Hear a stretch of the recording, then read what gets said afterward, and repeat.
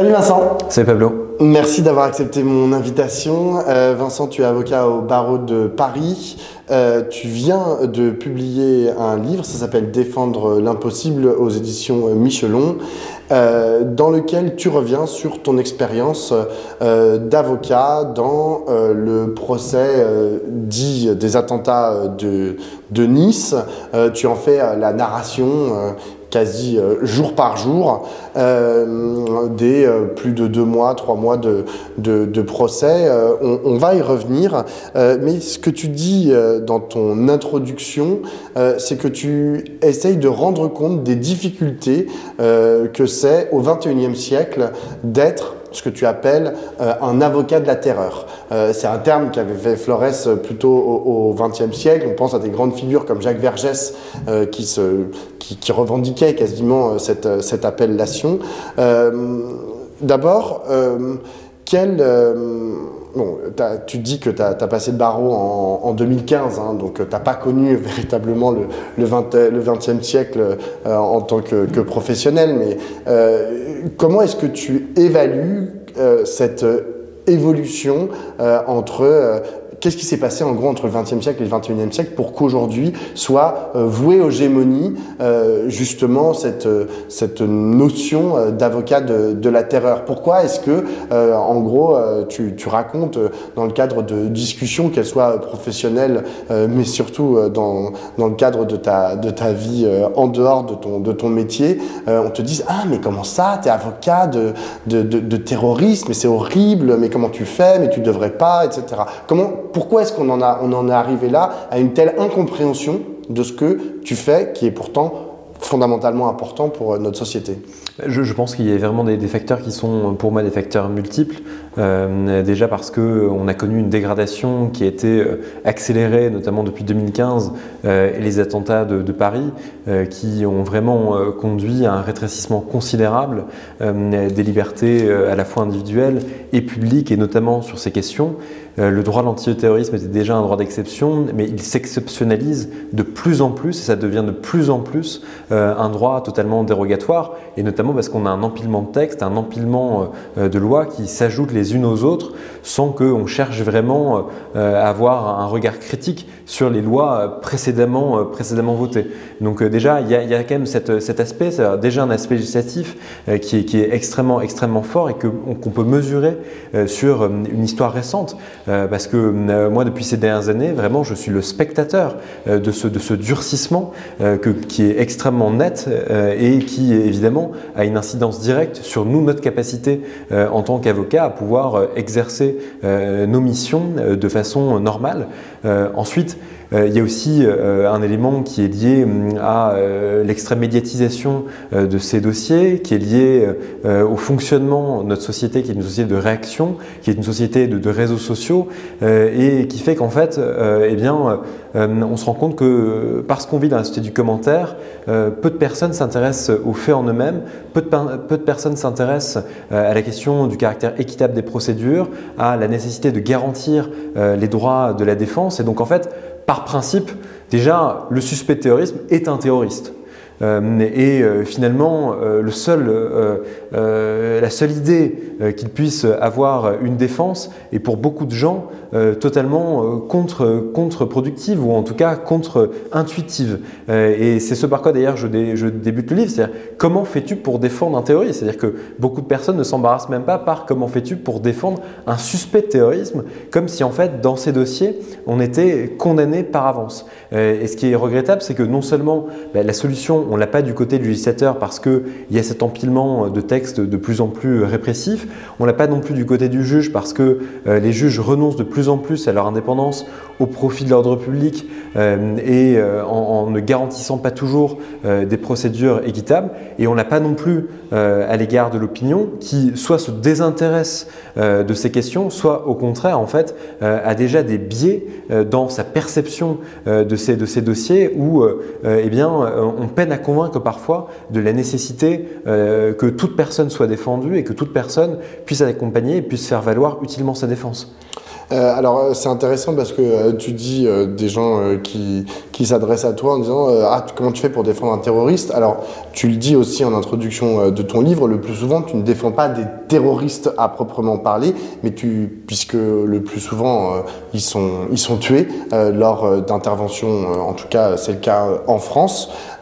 Déjà, est-ce que tu penses qu'il y a une politique délibérée de les tuer, puisqu'on voit que dans d'autres pays, je pense notamment à la Belgique ou à l'Allemagne, où parfois eux, ils ont l'occasion de juger des gens qui sont accusés de terrorisme. Nous, non. Nous, et c'est ton cas dans l'affaire Samuel Paty et dans l'affaire des attentats de Nice, c'est des gens qui sont dans l'environnement du terroriste et qui sont accusés d'association de malfaiteurs terroristes ou d'autres accusations. Comment est-ce que toi, tu te positionnes par rapport à ça? Est-ce que tu considères que c'est bien d'avoir une législation spécifique et, comme tu dis, dérogatoire pour le terrorisme, ou est-ce que tu penses que ça devrait relever du droit commun? En tout cas, ce qui est sûr, c'est qu'il y a un effort de vulgarisation qui n'est aujourd'hui pas fait sur ces questions. C'est-à-dire que non seulement, je le disais, il y a cette question, le suspect de terrorisme est avant tout un suspect, donc doit bénéficier de la présomption d'innocence. Il n'est pas nécessairement un terroriste, donc ça c'est le premier temps. Et deuxième plan, d'autant plus fort que effectivement, la majorité des personnes qui aujourd'hui sont jugées ne le sont pas forcément pour des faits de complicité. C'est-à-dire, autrement dit, un apport direct en toute connaissance de cause et avec un élément intentionnel caractérisé d'avoir participé à une attaque terroriste.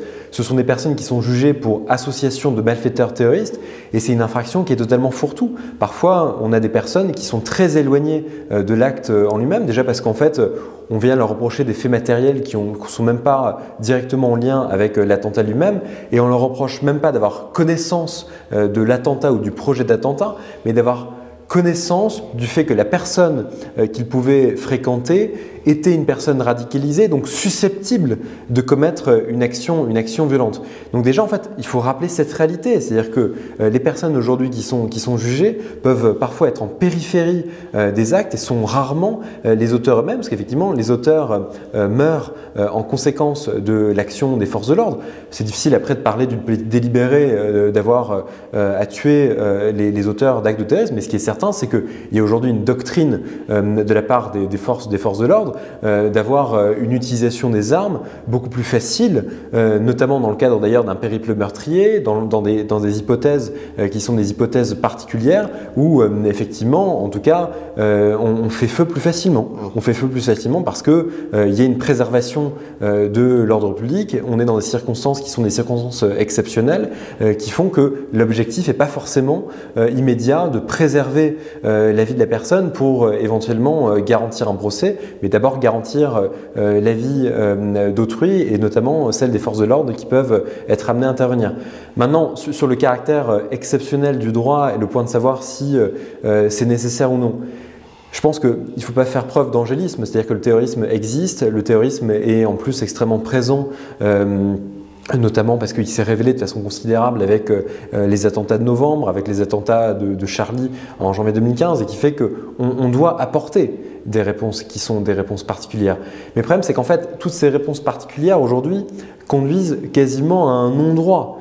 Conduisent à un non-droit parce qu'on est face à des procédures judiciaires où en fait, moi j'ai parfois l'impression que l'avocat sert uniquement de gage au contradictoire et qu'on est simplement là pour garantir que, eh bien, il y ait une apparence de caractère équitable. Sauf qu'en fait, moi ça ne m'intéresse pas. Je veux dire d'être uniquement là pour eh bien, faire bonne figure ou pour donner l'impression que les décisions sont parfaitement impartiales ou interviennent après un processus qui serait parfaitement équitable. Donc ça, je trouve que c'est vraiment un des reproches qu'on fait et qui est tout à fait présent, mais non seulement en matière judiciaire et aussi parfois d'ailleurs en matière administrative dans les mesures préventives qui sont prises. Et par exemple, celles qui avaient été prises au moment des Jeux Olympiques et un certain nombre de personnes qui avaient pu être assignées à résidence. Donc on n'a pas ce débat. on n'a pas ce débat sur aujourd'hui quelle est la place réelle accordée aux droits de la défense dans ces dossiers. Et on a l'impression qu'en fait, porter ce débat, c'est faire injure à la mémoire des victimes, c'est faire injure en fait à la société, alors qu'en réalité, non, c'est notre commun, c'est notre dénominateur commun précisément qu'en fait de pouvoir garantir l'état de droit, d'avoir des valeurs qui sont des valeurs universelles. Et en plus, je veux dire, les personnes peuvent aussi avoir des choses à dire qui peuvent aussi servir la société. Et donc je pense qu'en plus, à travers cette méconnaissance du caractère équitable, cette méconnaissance des droits de la défense, mais il y a aussi une privation des explications, il y a une privation des éléments que peuvent apporter aussi les personnes, ce qui fait qu'en fait la société ne progresse pas. Elle ne progresse pas parce qu'en fait elle est uniquement sur un biais qui est un biais répressif, donc en fait elle n'a aucune espèce d'introspection, aucune espèce de réflexion globale menée sur le phénomène. Mais là j'arrive pas très bien à comprendre si tu accuses en gros les règles de procédure auxquelles vous êtes astreint sur des procès liés au terrorisme, ou si tu parles de la façon dont la société le reçoit. Parce que dans ce que tu racontes dans ton livre, il y a quand même le droit à l'exposition d'un contradictoire de ta part et des autres avocats de la défense. Enfin, je veux dire, vous n'avez pas l'air brimé dans votre exposé des faits lorsque vous racontez la vie de vos clients, lorsque vous essayez de décortiquer à la fois les arguments et les revendications, etc. Enfin, je veux dire, à quel niveau tu te situes? Est-ce que tu dis, ah bon, bah c'est les médias ou je sais pas quoi, les réseaux sociaux qui ne parlent pas assez en fait de ça, ou est-ce que tu parles à l'intérieur du tribunal, sur le lieu du procès, que c'est là qu'il y a un problème avec ces règles? C'est un mélange. Je pense que déjà, moi en tant qu'intervenant judiciaire, mon principal ressenti, c'est un ressenti d'expérience. C'est ce que je ressens à travers les procès. Déjà, la difficulté qu'on peut avoir de faire valoir notre parole, et au moment où effectivement on est entendu, de voir à quel point finalement les différentes demandes ou les différents reproches qu'on peut faire ne sont absolument pas entendus par les juridictions qui ont à connaître de telles affaires. Et on l'a vu notamment à l'occasion du procès de Samuel Paty, où j'ai défendu l'un des accusés, où finalement en fait parfois, même si formellement eh bien, on a la parole, on est inaudible. On est inaudible. Alors, vous êtes inaudible auprès des magistrats ou auprès du grand public? On est inaudible à la fois auprès des magistrats et également auprès du grand public. Par exemple, une des questions qui s'est posée s'agissant de la personne que j'ai défendue dans le cadre de l'assassinat de Samuel Paty, eh bien, la procédure a démontré qu'elle avait participé à un moment donné à une vidéo dans laquelle eh bien, elle critiquait le cours qui avait été tenu par Samuel Paty, mais qu'en revanche, cette vidéo n'avait jamais été vue par l'auteur de l'attentat, et que l'auteur de l'attentat a identifié Samuel Paty par le biais d'informations dont il disposait déjà avant la diffusion de cette vidéo. C'est-à-dire qu'on a aujourd'hui condamné quelqu'un qui n'a jamais été en lien avec l'auteur de l'attentat et dont la vidéo n'a pas été vue par l'auteur de l'attentat. Je veux dire, à l'évidence, je pense qu'il y a quand même un débat juridique de bonne foi qui doit se tenir, qui doit véritablement donner lieu à une réflexion qui doit être profonde. Donc, moi, là, tu accuses les juges de partialité ou en tout cas de ne pas avoir respecté des règles de droit qui te semblent importantes. C'est ça que tu dis en l'espèce. Il y a une critique qui est à la fois une critique de procédure par rapport à des demandes qu'on peut faire. Il y a une critique aussi de fond dans l'incapacité à faire respecter ce qui me semble être devoir des principes qui doivent s'imposer, et notamment par rapport à la définition des infractions antiterroristes qui répondent malgré tout à une définition. Je veux dire, même si c'est fourre-tout, en attendant, on ne peut pas non plus condamner des agissements uniquement parce qu'on les jugerait blâmables du point de vue de la morale s'ils ne rentrent pas sous le coup de la loi pénale.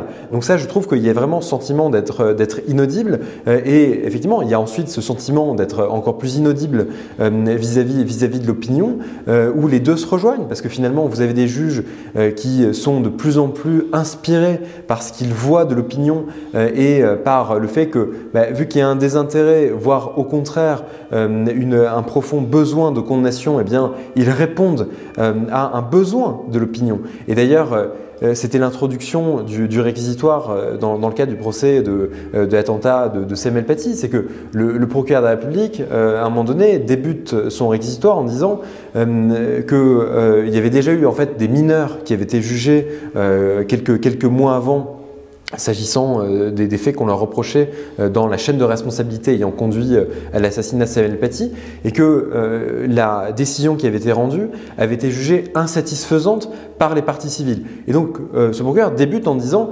finalement cette insatisfaction nous oblige.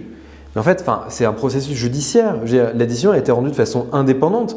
En fait, vous n'êtes obligé par rien. La seule chose qui vous oblige, c'est l'application de la loi et c'est la correspondance entre la gravité d'une infraction et la peine qu'on vient demander ou infliger à une personne. Donc, effectivement, le sentiment d'être inaudible du point de vue de l'action judiciaire et d'être inaudible du point de vue de l'opinion, parce que déjà, il y a de moins en moins de médias qui offrent le temps du débat et offrent le temps de pouvoir apporter les explications des raisons pour lesquelles, par exemple, on va demander un acquittement, des raisons pour lesquelles un comportement, encore une fois, peut être condamnable socialement, moralement, philosophiquement, mais peut ne pas l'être d'un point de vue pénal. Et je pense qu'en fait, tout ça s'auto-alimente. Si on n'a pas la parole, eh bien, ou une parole très réduite dans les médias, eh bien, on a encore moins de chances de l'avoir devant les juridictions, parce qu'on sait qu'elles sont fortement inspirées et alimentées par ce que l'opinion peut dire de tel ou tel agissement. Mais alors justement, c'est une remarque que j'avais sur les faits en fait que tu exposes dans ton livre et la façon dont tu as organisé la défense de ton client. C'est que on a l'impression que tu voudrais considérer l'espace du tribunal comme un espace où tes arguments seraient à la fois très juridiques, voire parfois cliniques, tu vois, genre, et que tu voudrais mettre le tribunal dans une bulle, genre un peu à l'écart de la société, et ne pas vouloir que, justement, ça puisse aussi être un procès politique. Où en fait on traite politiquement de ceux dont était accusé ton client. Est-ce que quand tu abordes un procès, que ce soit celui de Samuel Paty ou celui de l'attentat de Nice, est-ce que tu essayes de le considérer, tu te dis, attends, là je vais avoir une approche hyper juridique, voire clinique, ou est-ce que je vais essayer d'avoir une approche plus politique, précisément parce que tous les yeux de la France sont en train de regarder ce que je fais? Je pense qu'il y a un peu des deux dans l'établissement d'une stratégie judiciaire, parce que c'est vrai que on est obligé d'avancer avec des arguments qui sont juridiques, parce que de fait, je veux dire, ce sont les règles du procès et ce sont les règles professionnelles et ce pourquoi on est attendu. Et surtout, en fait, je pense que étant donné l'état de tétanie face à ces questions et notamment des juges, des médias, s'il n'y a pas cette porte du droit, on est encore plus inaudible. Et cette porte du droit permet quand même en fait d'expliquer les choses de façon objective et pour dire qu'en fait non, on est là aussi parce qu'on a des règles qui doivent être respectées et que ce sont des règles qui sont des règles universelles et le suspect de terrorisme doit être traité de ce point de vue comme un justiciable comme les autres. Et donc je pense que le droit est quand même une porte d'entrée à cette capacité à permettre d'avoir des outils de réflexion, parce que ce sont des outils de réflexion qui sont communs, et je pense que même par rapport à des personnes qui seraient uniquement dans un débat idéologique, ça leur est beaucoup plus difficile d'avoir des objections à des arguments qui sont des arguments d'ordre juridique, d'ordre scientifique, où c'est l'établissement du droit qui compte. Et d'ailleurs, c'est ce par quoi je débute, c'est-à-dire que je pense aussi que dans ces procès, contrairement par exemple au XXe siècle, la majorité, si ce n'est la totalité des avocats aujourd'hui, sont profondément légalistes. C'est-à-dire qu'il n'y a pas de défense de rupture, il n'y a pas de défense politique et ce serait totalement impensable d'en avoir une, mais aussi parce qu'en fait ça s'explique par le fait que ce sont les seuls éléments, les seuls arguments qui pourraient trouver une place et un écho dans le débat public. Maintenant, les arguments politiques peuvent trouver leur place. Et les arguments politiques, pour moi, c'est notamment lorsque on se rend compte à quel point, lorsque l'auteur de l'attentat est décédé, on peut être face à une logique de bouc émissaire, on peut être face à une recherche à tout prix de coupable. Et en droit français, on a cette particularité que on ne juge pas les actes, on juge des personnes. Et c'est extrêmement important parce que puisqu'on juge des personnes, ça veut dire que l'action publique s'éteint avec la mort des personnes. Donc ça veut dire que si par exemple on veut un procès pour l'attentat de Nice ou on veut un procès pour l'attentat de Samuel Paty, il faut des coupables et il faut des responsables, des personnes à juger. Parce qu'il n'y a pas de procès qui soit un procès mémorial, il n'y a pas un procès qui est fait pour l'histoire. Et parfois j'ai vraiment l'impression qu'en fait j'assiste à un procès qui est un procès en fait pour l'histoire, un procès qui est fait pour donner la parole à des parties civiles, et qui en fait n'est plus du tout le procès des personnes individuelles. Et c'est ça qui est tout à fait surprenant, parce que par exemple s'agissant du procès de l'attentat de Nice, nommé procès de l'attentat de Nice, en fait par exemple moi c'était le procès de la personne que je défendais. C'est pas le procès de l'attentat de Nice, parce qu'il est établi dans la procédure qu'il n'a jamais eu connaissance du projet de commettre cet attentat sur la promenade des Anglais. Donc il y a une déconnexion entre la présentation qui est faite et la réalité des éléments matériels qu'on vient reprocher aux personnes. Et ça, je trouve que ça nécessite vraiment d'être expliqué. Et c'est pour ça qu'en fait, moi j'ai écrit ce livre parce que j'ai le sentiment que c'est des affaires dont on parle beaucoup, mais qui en fait donnent peu de part aux explications de fond s'agissant de la défense. Et donc l'idée c'était un peu d'accompagner le lecteur en fait sur les bancs de la défense pour que ils comprennent toutes les réflexions que nous pouvons avoir, toutes les difficultés auxquelles on est confronté. Et par rapport à ce déséquilibre de procédure, notamment par rapport au procès de l'attentat de Nice, c'est-à-dire qu'il y a des semaines et des mois qui sont consacrés à l'audition des parties civiles et l'interrogatoire des accusés se limite en un maximum 2 jours. Sur des mois et des mois de procès. Je veux dire, ça doit quand même nous poser une question sur la capacité qu'on a à pouvoir préserver les droits des personnes qui sont poursuivies. Tu parles d'une dérive, oui, j'assume le mot dérive, de la justice ou de la façon dont on rend la justice dans notre pays. Quand tu as vu la nomination de notre nouveau garde des Sceaux, donc de ton nouveau garde des Sceaux, Gérald Darmanin, ancien ministre de l'Intérieur, quelle a été ta réaction et surtout à l'aune de ses premières décisions, de ses premières propositions en tant que garde des Sceaux? Je pense notamment à la création d'une prison de haute sécurité hyper isolée pour les plus gros, je cite, narcotrafiquants de France. Qu'est-ce que ça t'inspire? Est-ce que je sais très bien d'avance quelle va être ta réponse, c'est une question rhétorique, mais est-ce que tu t'es dit, tiens, enfin un ministre de la Justice qui a le droit au cœur et qui va un peu remettre l'église au milieu du village? Par rapport à ce qu'on se disait tout à l'heure, moi j'ai le sentiment vraiment depuis des années d'une fuite en avant, mais qui vraiment pose des questions aussi pour le professionnel du droit, pour l'avocat qui est engagé sur des questions de liberté publique et liberté fondamentale, sur le point de savoir comment pouvons-nous faire. Parce que non seulement d'un point de vue juridique, en fait, les portes commencent à se refermer de façon de plus en plus considérable, et en plus il y a un désintérêt de l'opinion qui est croissant sur ces questions. Même lorsque, on parlait tout à l'heure des procès antiterroristes, il s'agit simplement de dire respecter le caractère équitable, respecter la présomption d'innocence. Déjà ça, parfois, en fait, ça amène des réactions qui sont des réactions clivantes, des réactions d'agressivité, d'hostilité, même de la part de personnes qui, au contraire, soutiennent, défendent les valeurs de la République.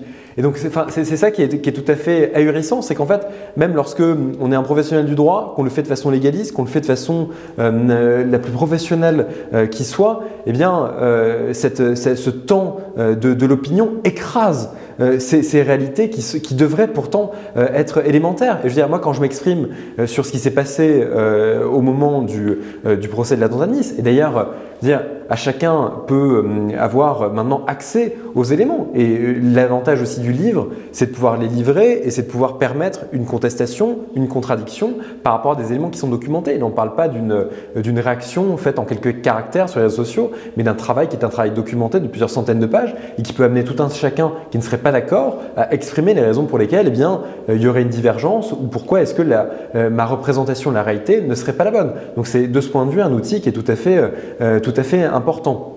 Maintenant, par rapport à la nomination de Gérald Darmanin au ministère de la Justice, moi j'ai été abasourdi par cette nomination. Moi, j'ai l'impression qu'en fait, elle s'inscrit tout à fait dans ce continuum de rétrécissement des libertés, où en fait, on a l'impression qu'aujourd'hui, la notion d'ordre public, la notion de sécurité sont des notions en fait qui écrasent tout le reste. Ça écrase tout le reste. Et j'ai toujours eu, moi, la conviction que, justement, en fait, le poste aussi de ministre de la Justice, même si évidemment il répond toujours à une connotation politique ou il répond toujours à une coloration politique qui peut être celle du gouvernement en place, mais doit malgré tout être un poste à préserver. Parce que je veux dire, il y a en France une indépendance des pouvoirs. Une indépendance des pouvoirs entre le pouvoir exécutif, le pouvoir législatif et le pouvoir judiciaire. Donc malgré tout, le ministre de la Justice est à la tête d'une administration et d'un pouvoir qui est aussi un pouvoir indépendant. Donc, je veux dire, donc on attend en fait de lui qu'il garantisse cette indépendance. Parce qu'en fait, je veux dire, si il est en train de faire sien un discours qui va être porté par le pouvoir exécutif et par le ministère intérieur, en fait, il va y avoir une confusion des rôles, une confusion des rôles, et qui est, je pense, extrêmement grave pour les libertés, pour le droit. Comme le disent souvent mes contradicteurs sur les plateaux télé, et pas forcément des gens engagés politiquement, hein, parfois des gens qui se targuent d'être d'une neutralité journalistique sans faille, qui va défendre les narcotrafiquants? Qui va défendre les terroristes? Qui va défendre les criminels, les violeurs ou les influenceurs algériens qui appelleraient au crime?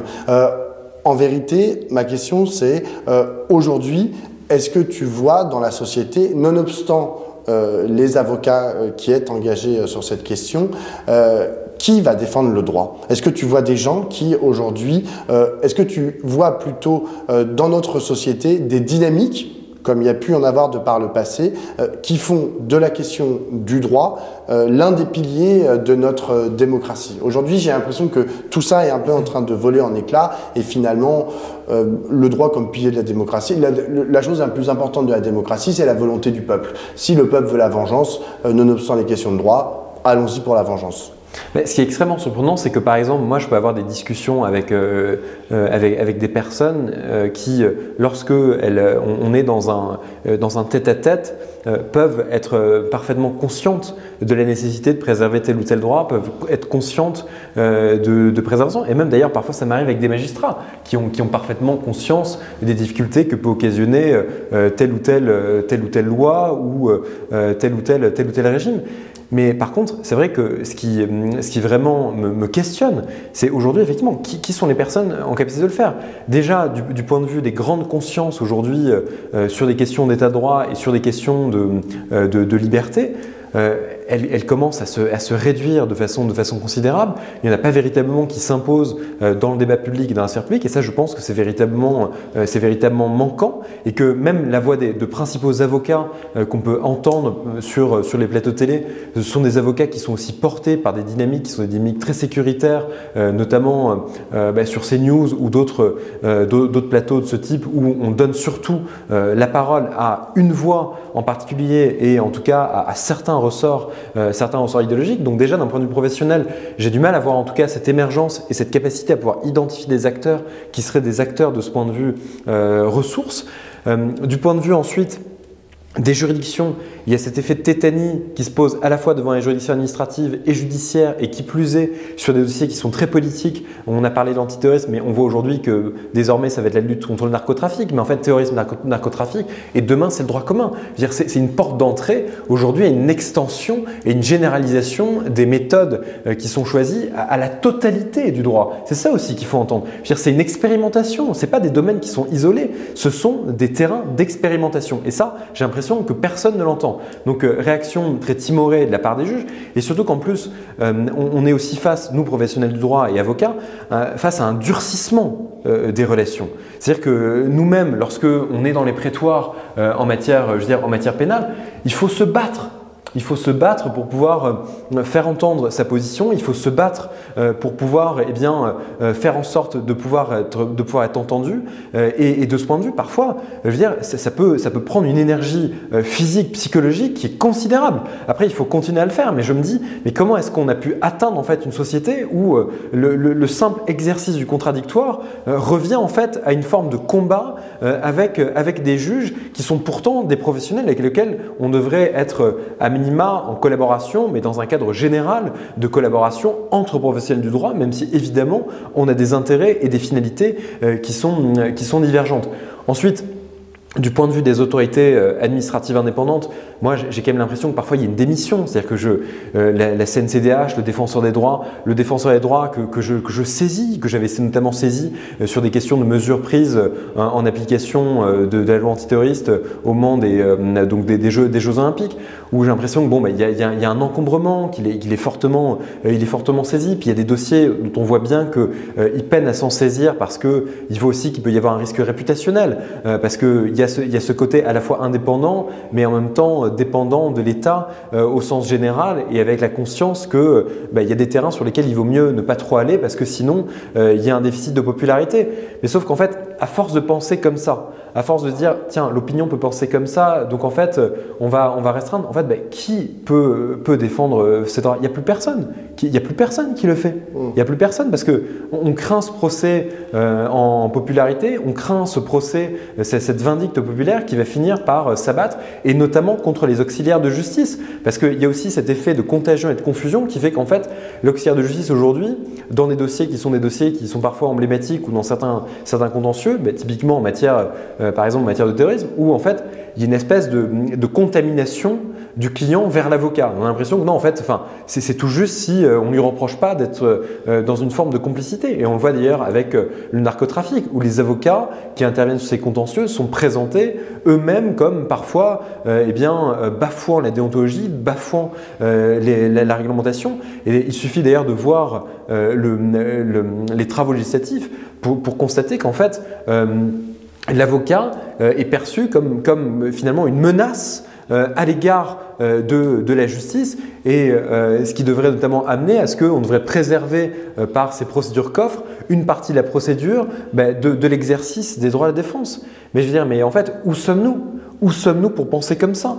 Et encore une fois, je pense effectivement que si personne n'accepte de le dire, en fait, on est face à une succession de renoncements, à une succession d'abandons. Et c'est vrai que ces dernières années, on pouvait se dire, à la rigueur, on était dans une phase transitoire. On avait l'impression qu'on était face notamment à des législations qui étaient des législations temporaires et qui n'avaient pas forcément vocation à totalement se pérenniser. Mais en fait, on va de défaite en défaite. Et ces défaites, encore une fois, elles créent aussi un boulevard pour que demain, en fait, les personnes qui se disent, typiquement en matière de narcotrafic, pourquoi est-ce que en matière, je ne sais pas, de violence contre les personnes, de violence sexuelle, on n'aurait pas exactement les mêmes outils? Pourquoi est-ce qu'on ne généraliserait pas l'isolement? Pourquoi est-ce qu'on ne généraliserait pas telle ou telle mesure? Enfin, je veux dire, on voit qu'en fait, il y aura cette tentation qui va à un moment donné se poser. Et je pense que par rapport à ta question sur le rôle aussi de Gérald Darmanin, quand on nomme un ministre qui a été ancien ministre de l'Intérieur et qui a été aussi investi du point de vue de la communication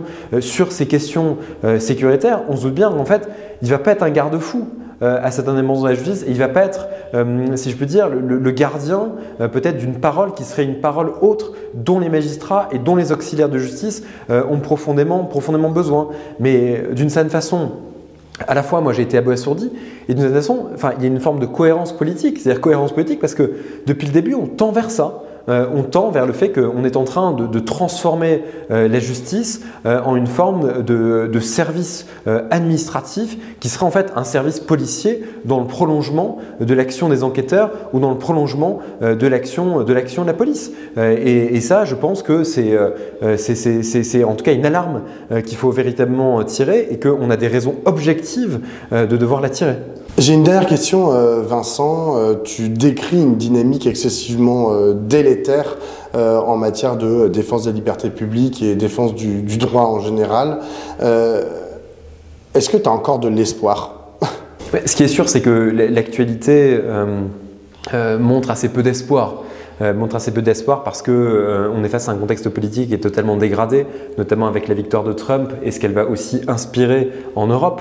Hier, l'état de droit pouvait encore être une barrière face au populisme, mais aujourd'hui, le populisme veut s'imposer face à l'état de droit. Et un état de droit qui finalement serait un obstacle à des pratiques politiques, notamment en matière migratoire, en matière de lutte contre l'insécurité. Et c'est cette conception que de plus en plus de dirigeants politiques cherchent à imposer. Maintenant, je reste convaincu malgré tout qu'il faut continuer à se battre. Moi, je le fais devant les juridictions administratives, je le fais devant les juridictions judiciaires et parfois aussi parce qu'en fait, il y a des lois de système qui, encore une fois, ne correspondent pas à ce que pensent véritablement les magistrats, par exemple, d'un point de vue individuel. Et quand vous avez des échanges avec eux, eh bien, leur propos est beaucoup plus nuancé que les décisions qu'ils peuvent être amenés à rendre. Et même, encore une fois, d'un point de vue plus global, lorsque eh bien, on interagit les uns avec les autres en dehors de ces prises de parole parfois médiatiques qui entretiennent des clivages et entretiennent des oppositions, mais vous vous rendez compte qu'en fait les personnes sont encore largement capables d'équilibre, sont encore largement capables de nuances. Mais c'est vrai que la question aujourd'hui qui se pose, c'est de savoir en fait comment on fait pour que toutes ces personnes parviennent à se rejoindre. Parce que c'est vrai que le risque auquel aujourd'hui on est confronté, c'est qu'en pensant parfois qu'elles sont isolées et seules, eh bien elles finissent elles-mêmes par être dans une logique d'abandon en se disant à force de combattre contre les moulins à vent, eh bien il vaut mieux abandonner. Mais je pense au contraire qu'il